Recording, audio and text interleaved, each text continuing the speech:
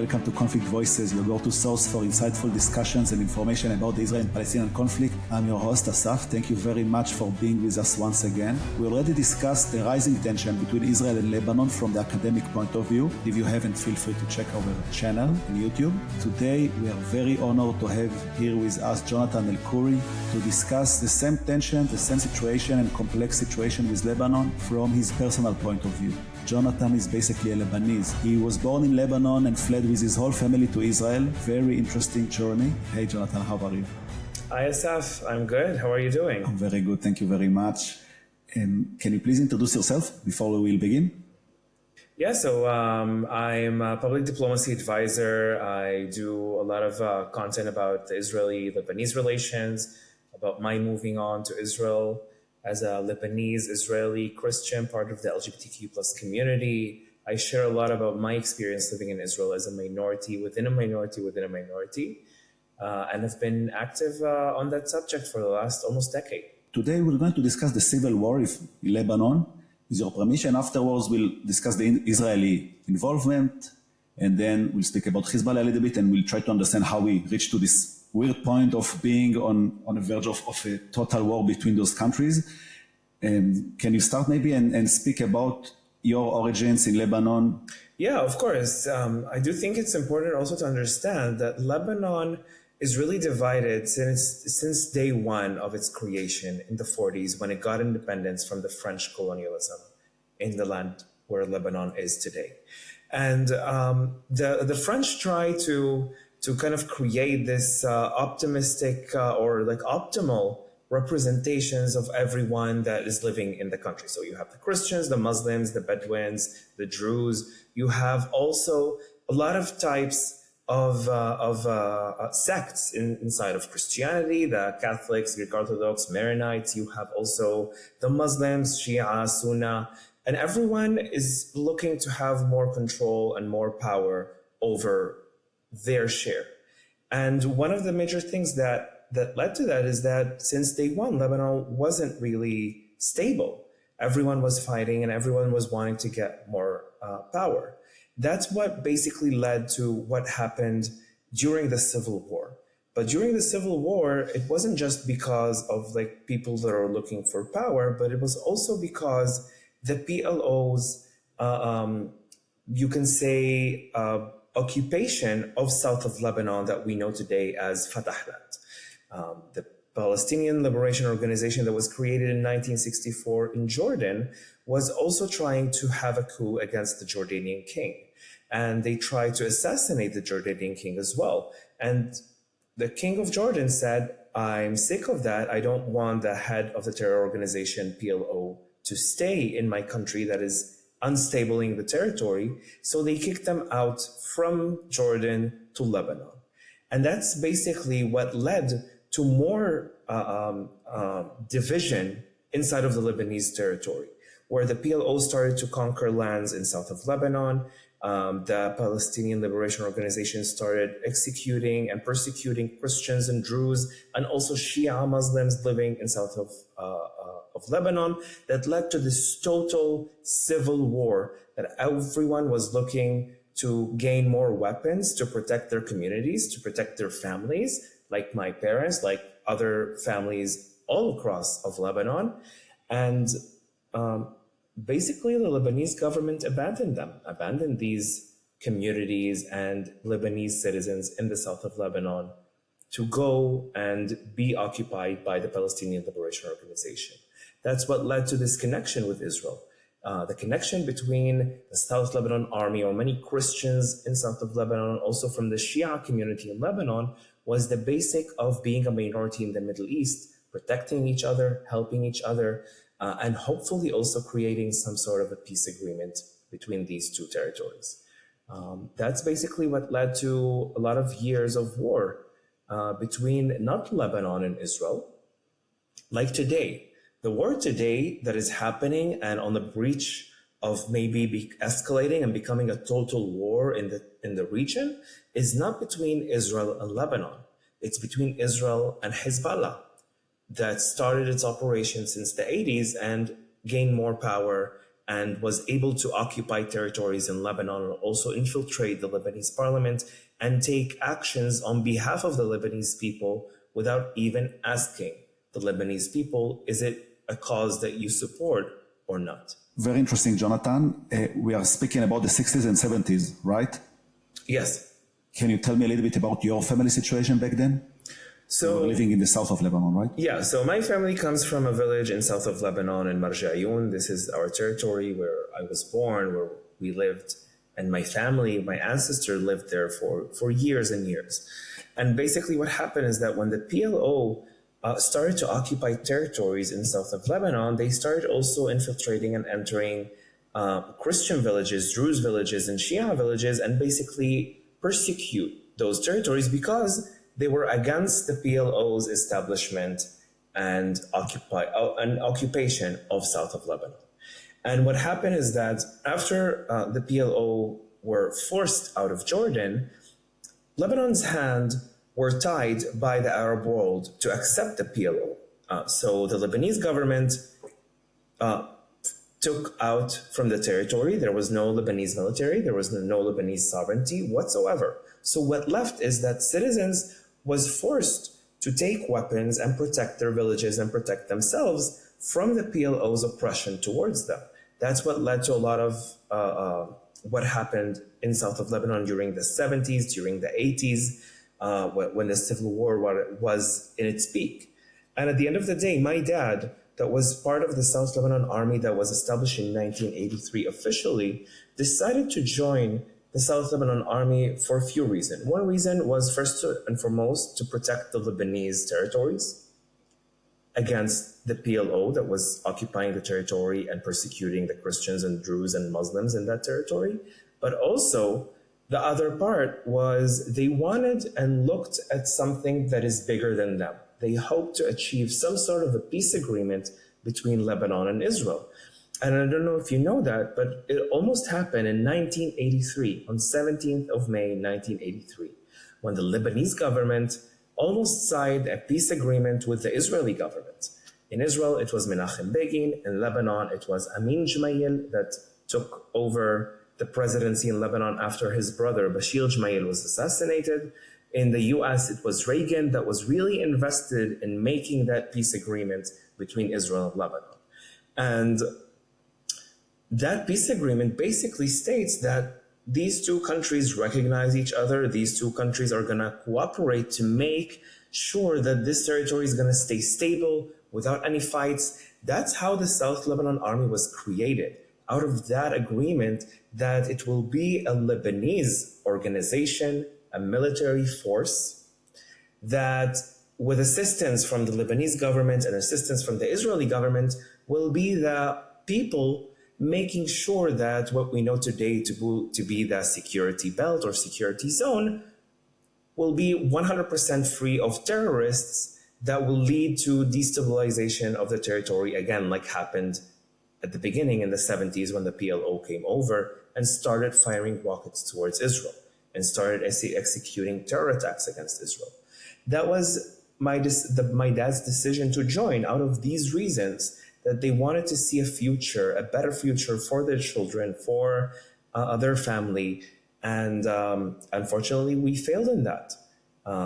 My mom, I remember the first things that my mom told me after October 7th happened, when we saw the images and heard the stories of how the Hamas infiltrated and executed Israelis and the tactics that they used.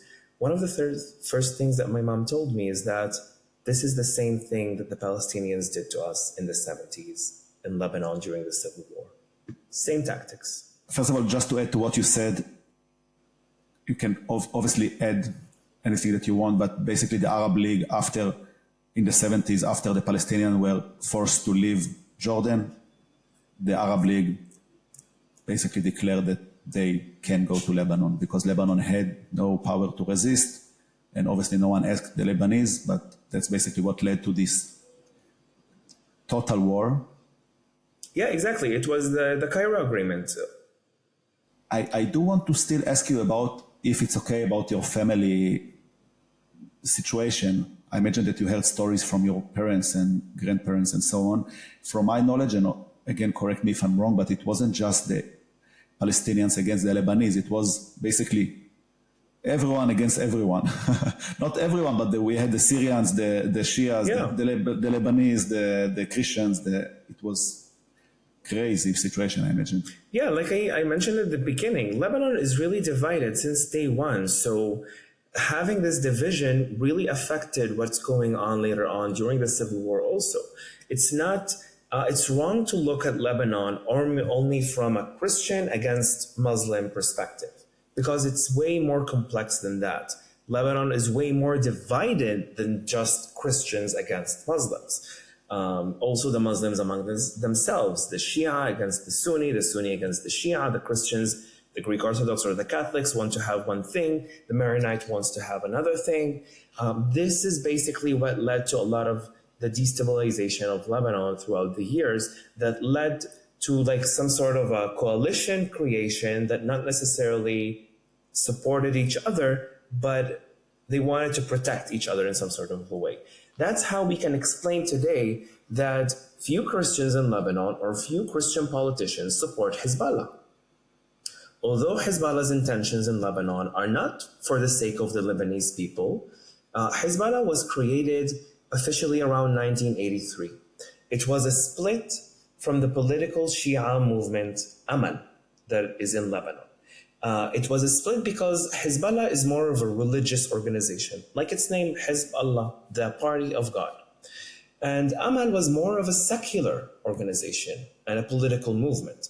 And Hezbollah split out of Amal in order to take care of the more religious Shia community in Lebanon that was oppressed by the Lebanese community, that was oppressed by the Palestinian community in Lebanon also. And that led, it's like I always say, Hezbollah is also like Hamas. Hamas started at the beginning also as a religious organization that took care of the Palestinian people. The same thing with Hezbollah. It was a Lebanese, 100% Lebanese organization that took care of the Lebanese Shia community. But then Hezbollah started to gain more weapon. They also participated in the civil war during the 80s. One of the most famous wars that happened that Hezbollah was involved in was the War of Camps. That's the name of it. It was between 82 or 83 till 85, where the Palestinian refugee camps and the Shia villages were fighting each other, and Hezbollah was on the Shia side fighting against the Palestinians. Hezbollah killed more than 1,500 Palestinians throughout these years. This history people don't talk about today because it's not convenient for them to remember this history. That Hezbollah's intentions was never for the Palestinians, like it's never for the Palestinians today. They want to liberate Jerusalem. This is their target, their goal. They want to liberate Jerusalem, not to give it to the Palestinians. Hassan Nasrallah sees this whole territory like his speech in 1982, 1983, saying that Lebanon and this territory will be part of the wider Iranian Shia community.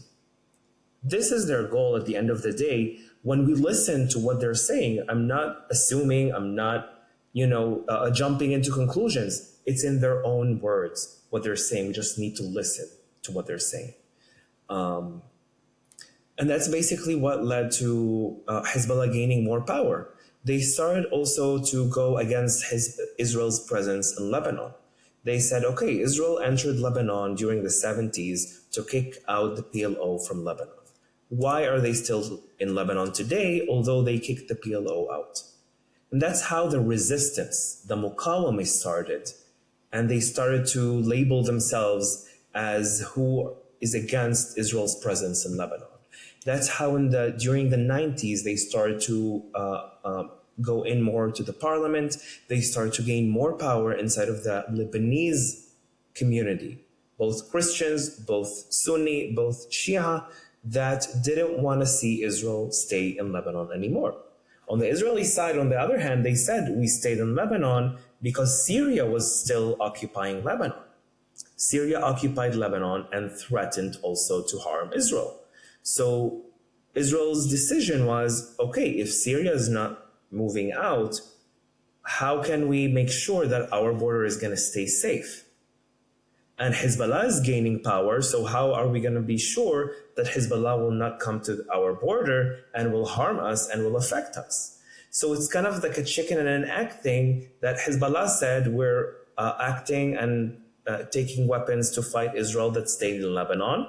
Israel said, I'm staying in Lebanon because Hezbollah has more weapons now and they're affecting us and they're wants to harm us. So that's kind of a thing that led to Israel staying in Lebanon until May 2000.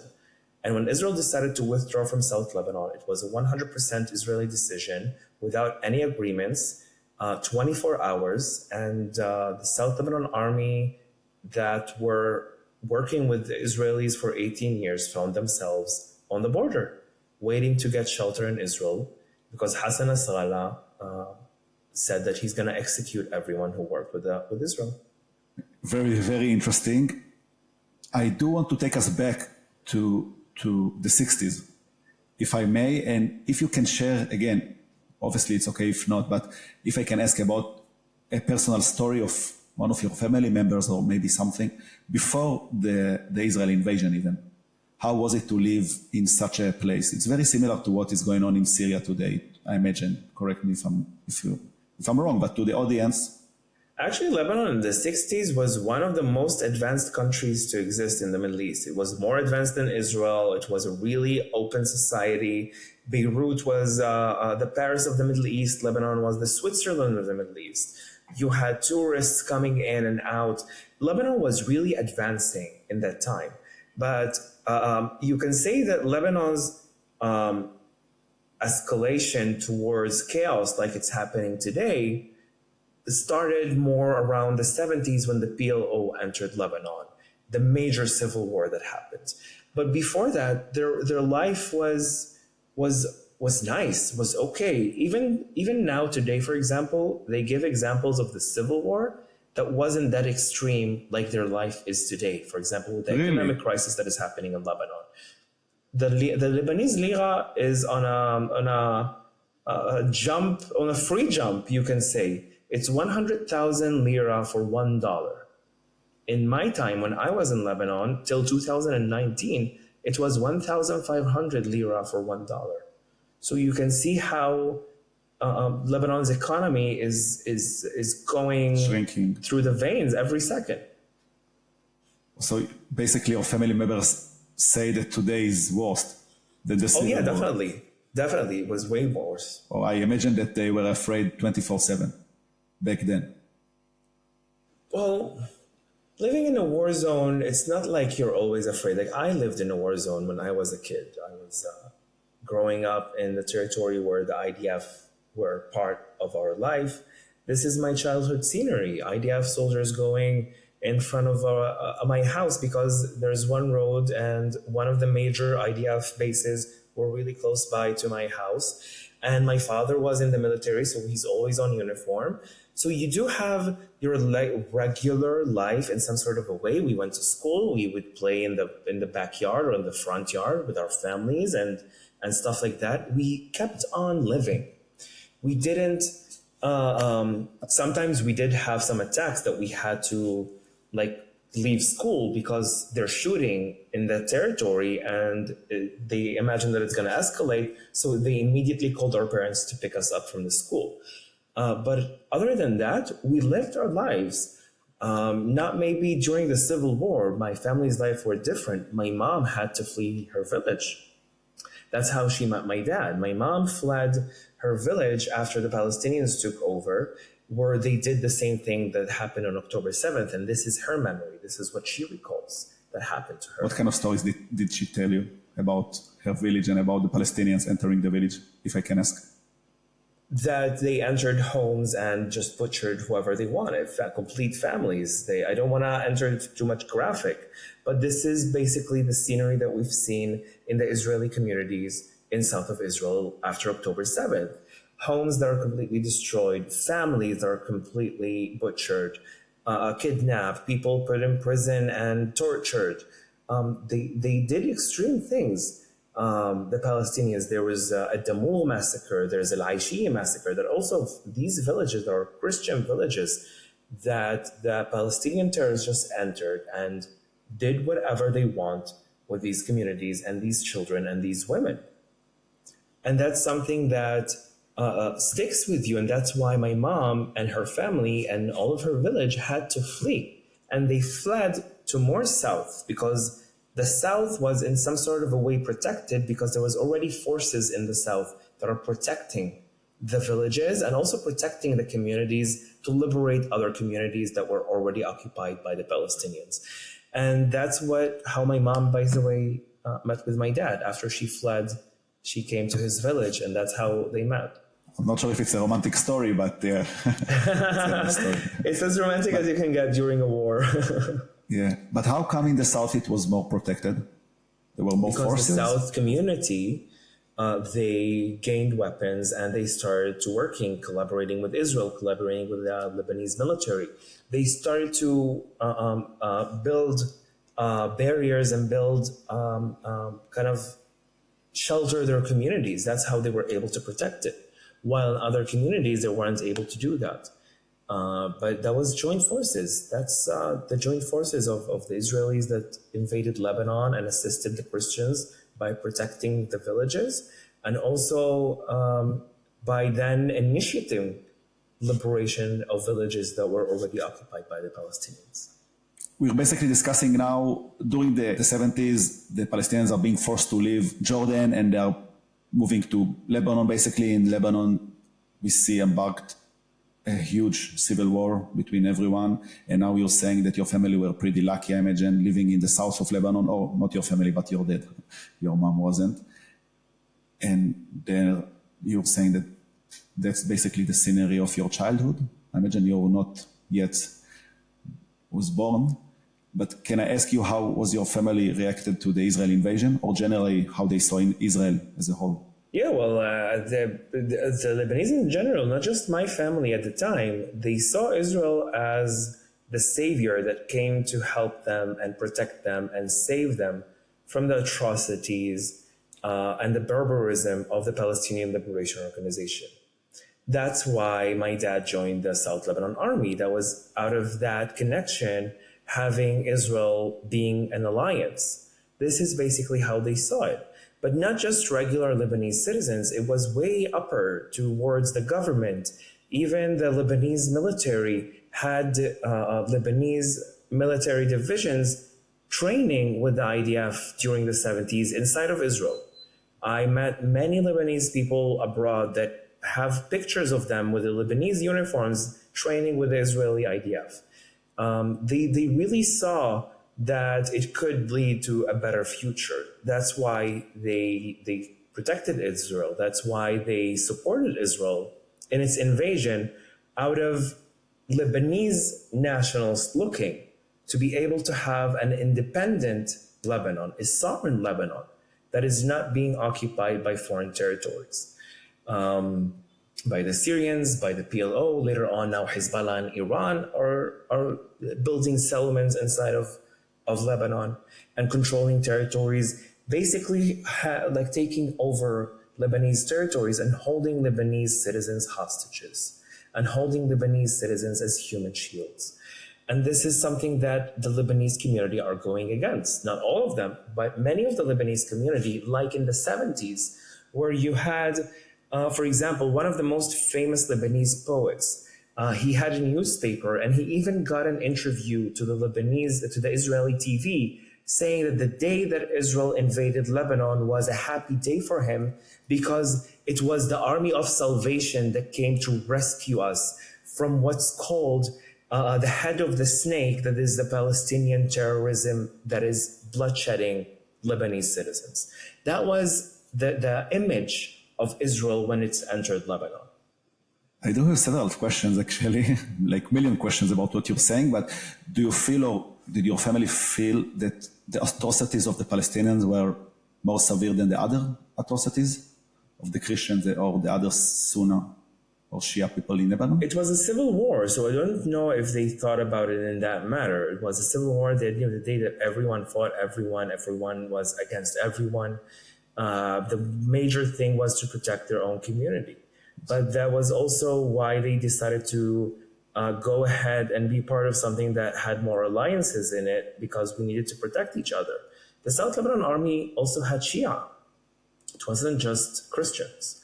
They also had Sunnis. They also had Druze in it. It was a wider coalition of Lebanese citizens wanting to see Lebanon as a sovereign nation, wanting to see Lebanon have a better future, and wanted to protect their communities as Lebanese that were occupied by non-Lebanese or non-Lebanese interests. That's how they saw it. Wow, I didn't know it. If I can try to challenge you, I'm not, again, as far as I know, first of all, when the Israeli army entered Lebanon, so people were celebrating and throwing rice at the soldiers, which makes sense according to what you say. But from the other hand, I read a lot of things about the Christians basically taking advantage of the Israelis, because we saw the Syrians helping the other side, and then the Christians obviously needed someone to help them, and they started to be nice maybe to the Israelis or say things that they weren't really intended to deliver or to do. Yeah, it was also an alliance out of interest. I don't think anyone ignoring it. Also Israel, from the Israeli side, a lot of Lebanese says, well, Israel just used the Lebanese in its interest, and then they basically left in May without even notifying their allies. That's, at the end of the day, that's how it happens in war. That's how it happens in other territories.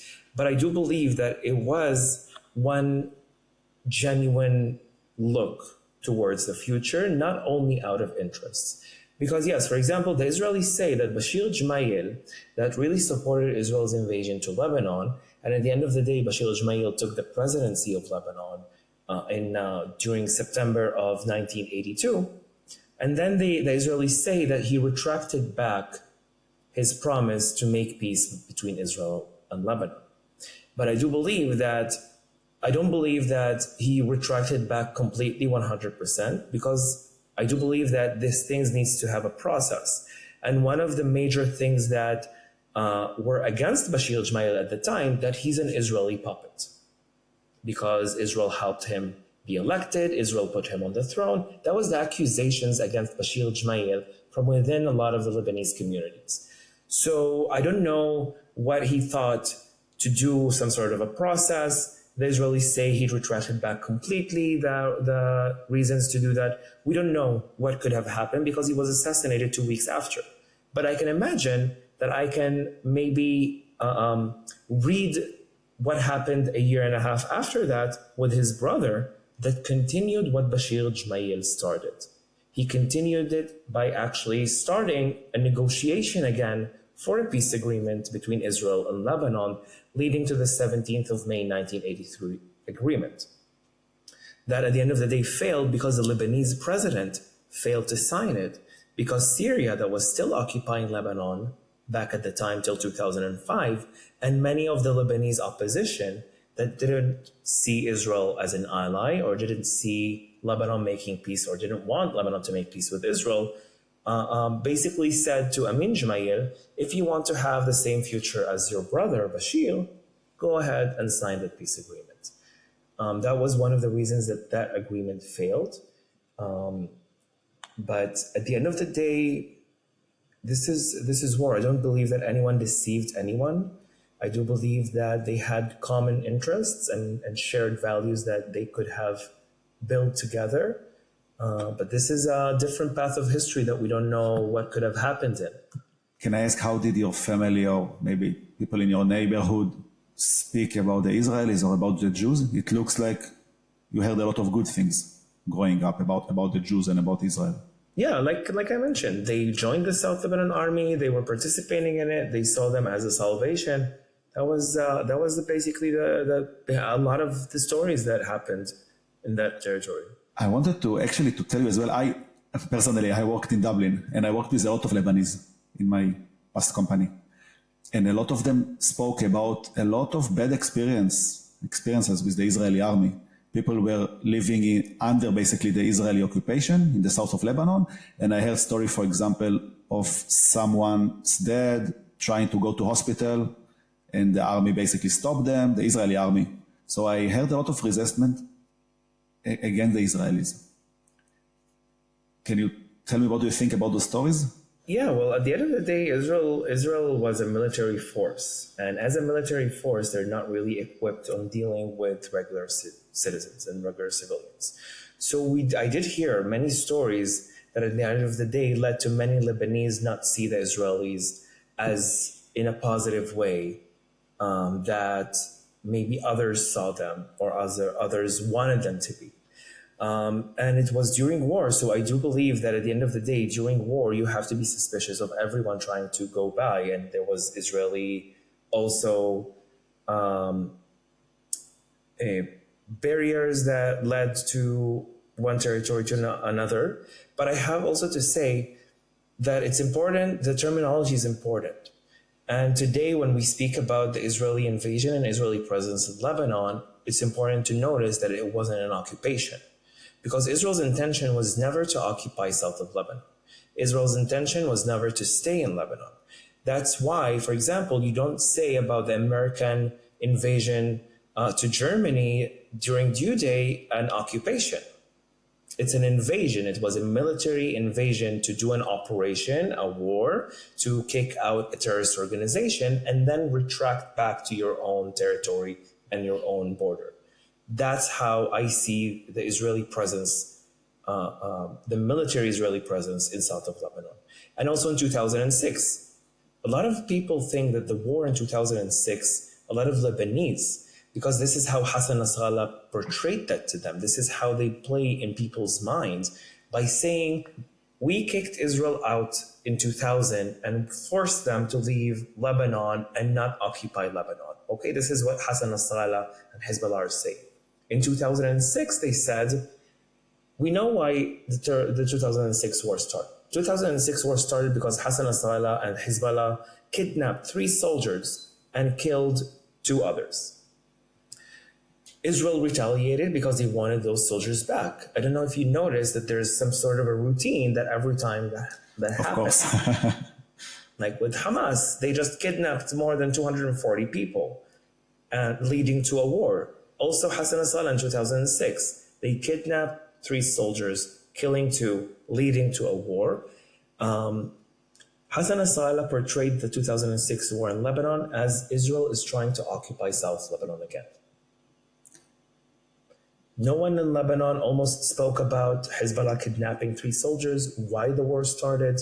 We're living in 2 different realities where up to this point, where now we have social media and we have much more platform that we're able to share more information and we're able to actually communicate with each other. But back then, we didn't have social media.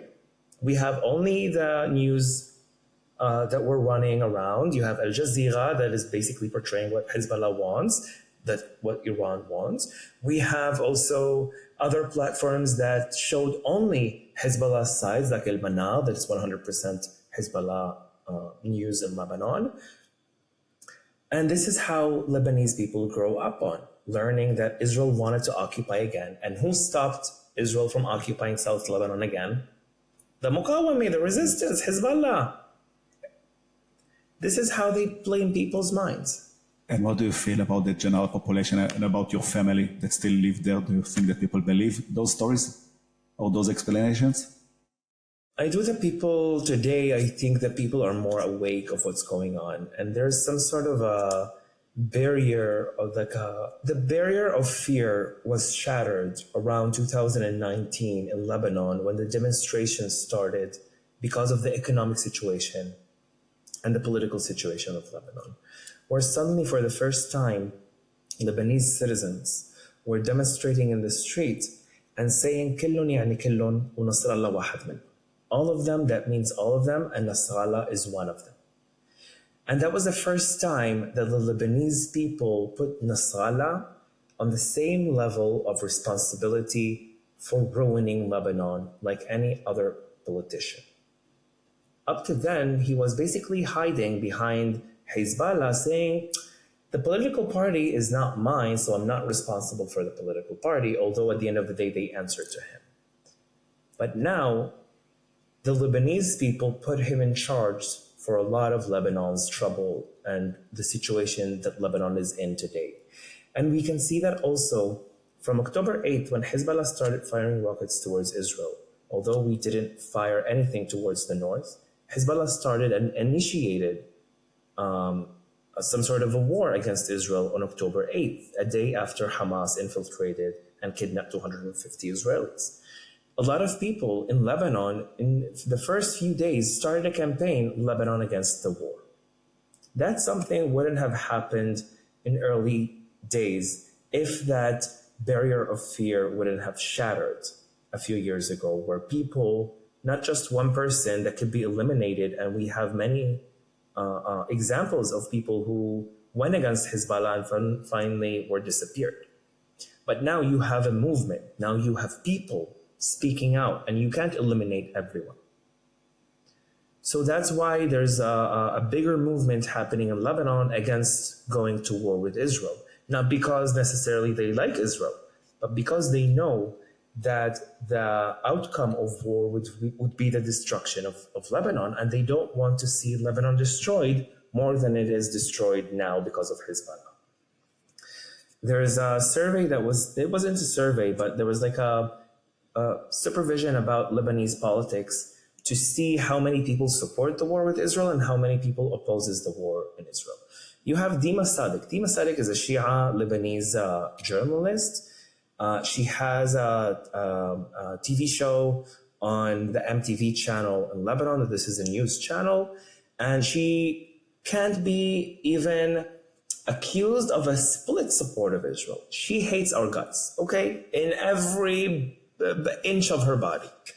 She did one of her shows a few weeks ago. She basically said, let's take the numbers of the 2022 elections in Lebanon and see how many people or how many political leaders supported the war with Hezbollah against Israel and how many people opposed the war of Hezbollah with Israel. And among those leaders, we can see who voted for them, and that's how we can estimate how many people are for the war or how many people are against the war. And she found out that about 700,000 people are for the war. They are the Hezbollah camp, those leaders that supported Hezbollah and his actions, and 1,070,000 that are opposing the war with Israel. Again, it's important to notice, not necessarily because they love Israel, but because they don't want to see Lebanon being dragged into a war that has nothing to do with Lebanon.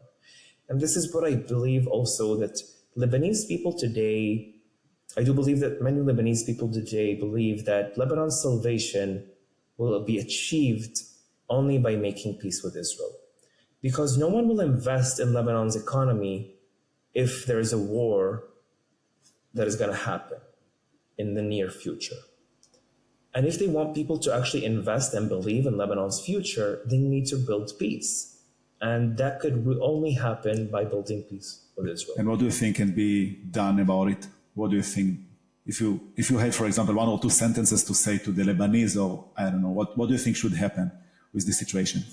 My message to the Lebanese is always to look at the history. The history of the two nations, of Lebanon and Israel. We're not at war between Lebanon and Israel. Israel was never against the Lebanese government, the Lebanese country. Lebanon was also involved in wars with Israel, not because of Lebanese interests. It was because of the PLO in the 70s. It's now because of Hezbollah. In 2006, the same thing. So my message to the Lebanese is, let's look at the history of the two nations. We fought between Israel and Lebanon only in 1948, when Lebanon decided to join the Arab world and attack Israel when it declared independence. There is no other war that happened between the Lebanese military and the Israeli military, the Lebanese government and the Israeli government since then. So why are we fighting today? We need to look about the things that we can actually achieve together. We can look also at the recent history in 2020 when Israel and Lebanon signed the maritime agreement for the natural gas in the ocean, that Lebanon can go and dig and search for natural gas. That if we sit on the table and talk, we can get into agreements and we can get into more peaceful solution.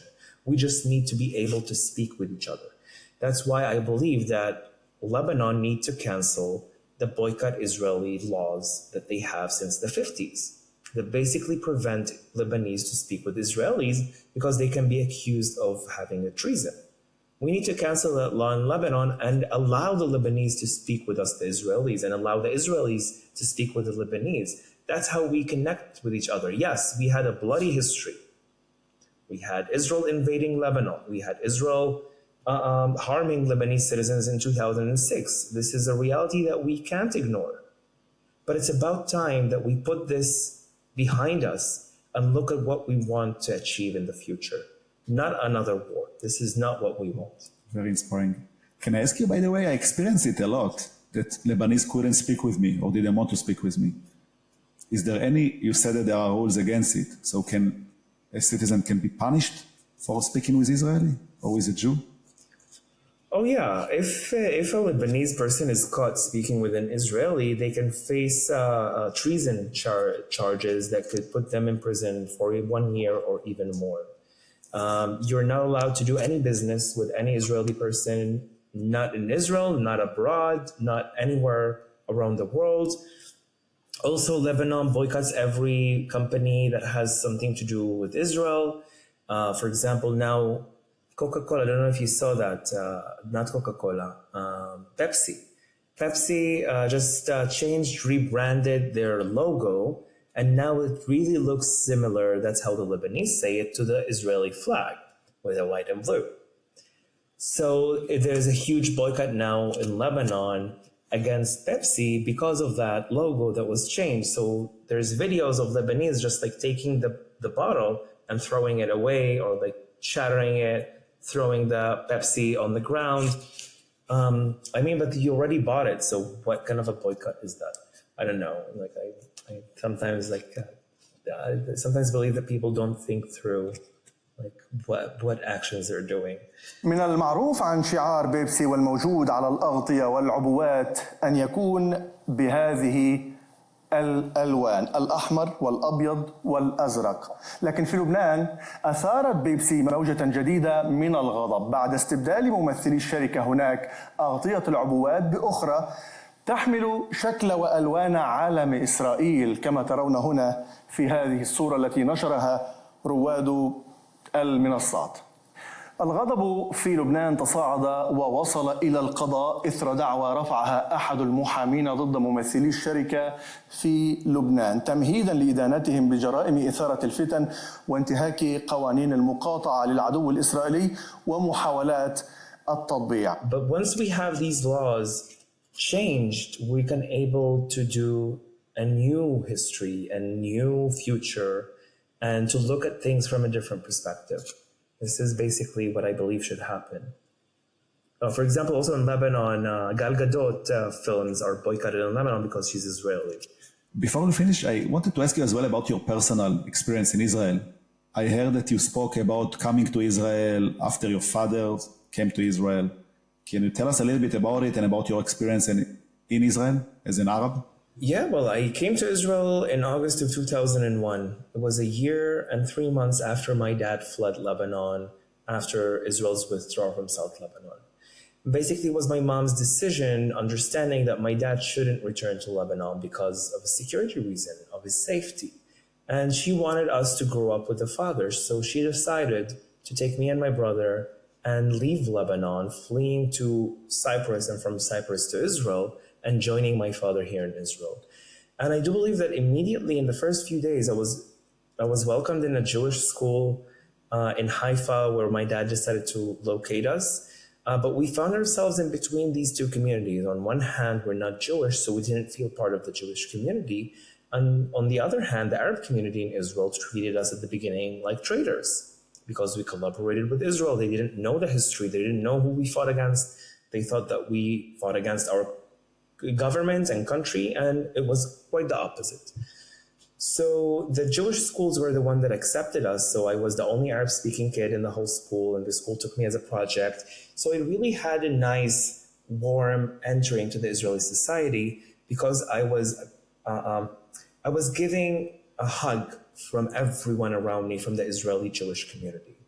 Middle school and high school, the school took a decision that we should read a prayer for our fallen soldiers in the National Memorial Day for the IDF's fallen soldiers. That was something that the school did. I don't know if they know how much it impacted my life personally till today, because it showed me that my story matters, that I have a voice, that my history is being remembered and is being put at the same level as the Israeli history, because we have shared history and common history with each other. That's what it made me feel. We also, the Lebanese community in Israel, we receive a draft to the IDF, unlike the Christian and Muslim and Bedouin community in Israel. I decided to do national service instead. I did national service for 2 years. Out of that look or perspective that I'm now an Israeli citizen. I need to be an essential part of the Israeli society. I need to contribute to my society the same way that my society contributes and helps me and protects me. I can't just sit aside and complain all day that there's things that are not being done to me. And there are things that I want to change, but I can't change them just sitting aside complaining all day and yelling. No, I need to be part of it. I need to be the one leading the change from within the community. Whether it's for the Lebanese community here, that many promises weren't given to us at the end of the day, or part of the LGBTQ plus community, or the minorities living in Israel. So every aspect of my life, I'm trying to be really active in, from that point that I see myself as a bridge builder. I see myself with all of my identities as someone that could look at things from different perspectives and maybe also build bridges between communities that not necessarily think that they can connect with each other. But I'm kind of the proof that although your identities contradict each other and they fight each other all the time, Christian and gay, Lebanese, Israeli, part of the South Lebanon armed community, a minority within a minority within a minority, also a refugee, they contradict each other. But at the end of the day, I make it work because this is who I am. And I can find a connection with almost anyone that I can get in contact with and speak to, because there will be something from all of these in that person that could lead us to this small kind of connection that could initiate and start a wider and bigger connection. So that's what I'm hoping to do today, bringing my story up to the front to be a voice for people that not necessarily are able to express it themselves. Jonathan, those are very strong words. Thank you. I think that's the point that we should end this conversation. Thank you very, very much for being with us. And thank you again. And we recommend you all to follow Jonathan's page. He has an amazing Instagram page. Thank you again for being with us. Instagram, TikTok, Twitter, I'm everywhere. Amazing. Jonathan, thank you very much. And have a nice week. Thank you.